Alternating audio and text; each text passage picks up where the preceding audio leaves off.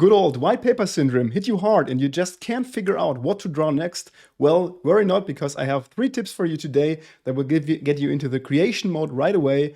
And I promise you, at the end of this video, you will feel inspired to grab a pen and start making art right away. Hey guys, my name is Stefan. I am a freelance digital artist, and I can't tell you how often I sat down in the last 10 to 15 years looking at a white canvas, not really knowing what to do. In this video, I want to show you what helps me personally to come up with original and unique ideas. But before we start, friends, please hit that subscribe button, because I want to grow my very new channel with your help. So any kind of support is very much appreciated. And after that's done, let's go. So let's start with the first tip, which is sketchbooking. I know it's kind of obvious, but sketchbooking is for me the single most powerful tool I use for coming up with ideas. For my sketchbooking, I use paper by WeTransfer on the iPad. I think it's a very simple and very cool tool that doesn't have any useless functions but focuses on the essentials. For this video, I'm going to do a prompt of my Plastober list. That's my Inktober alternative list. And yeah, good timing, because it will start in 2 days from where I'm recording this. And I'm going to pick the first prompt, which is island. I usually start with writing down thoughts. Yes, not scribbling or drawing, but good old brainstorming and writing. Sometimes it's just single words. Sometimes it's a visual image or a mood I have in mind and that I describe with just putting down some bullet points. I then mark the bullets that resonate with me somehow, those that create a visual spark in my brain. In this case, I love the floating island idea, and I also love showing a fisherman somehow in the image that I can create some kind of storytelling around. I then scribble down some super rough thumbnails, which are always looking really ugly, but they're just to start somewhere and make some more notes. Sketchbooking is not only great for coming up with ideas now, but you can also really nicely see it as a collection of all your thoughts and ideas you collected over the years. So I, for example, love to scroll and shuffle through old sketchbooks and see what old ideas I had, and I get often inspired by my own stuff that I wrote down years ago and that I forgot about in the meantime. Moving on with tip number 2. Do not draw from imagination.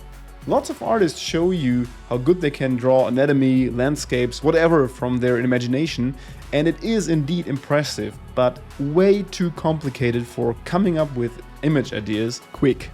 Using references the right way can get you there much faster and with a lot less frustration if you do it right. In this case, I just look up some of the things I wrote down into my sketchbook on Pinterest or Google.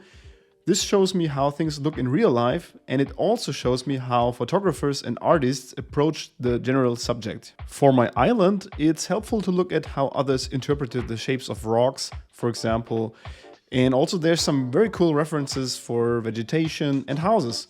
Of course, this is not about copying other people's work, but to get inspiration and then make it my own. Sometimes it also helps to look up some further information. For example, is there maybe a mythological connection or a cool scientific background to something? You could use this for your storytelling and incorporate this background into your art. This is what my sketchbook page for Island looks like after 30 minutes of work. And now I'm going to transfer this into Procreate and create a more detailed scribble for this, because now I have enough information to make a piece of art out of this. For this more detailed scribble, I still use the references I collected before.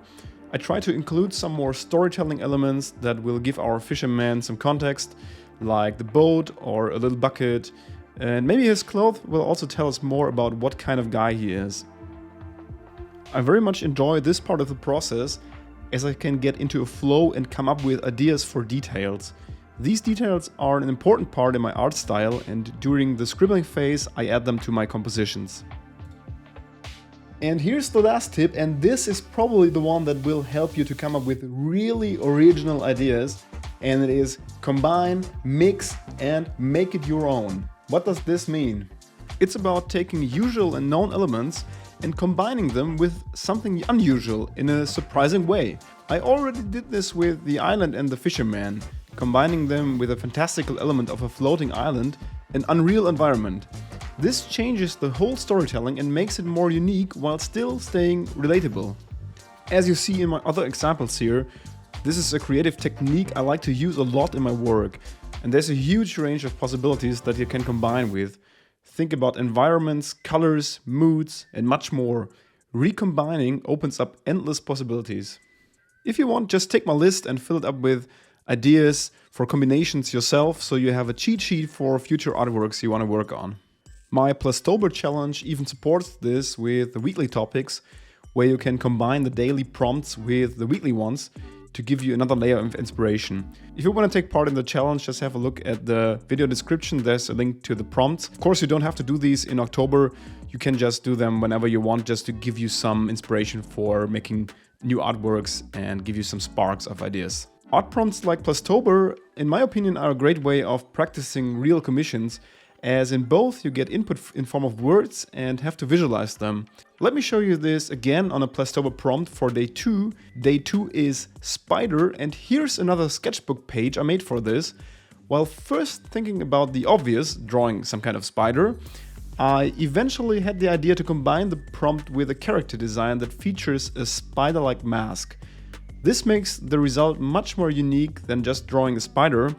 However, drawing a cool looking spider can of course be cool too, but it is just a more original idea in the end. Combining known elements and aspects with something unexpected is a huge source of new ideas for me, and I can only recommend to include this into your idea generation process as well. So that's it, guys, and I hope I could keep my promise and you feel inspired to create now.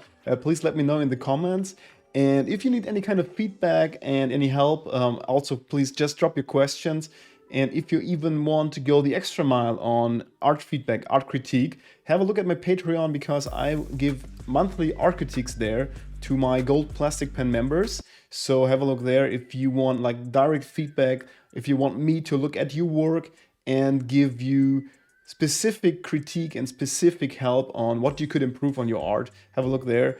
And I wish you all much fun with creating your stuff, and see you next time, guys. Thanks for watching. Bye bye.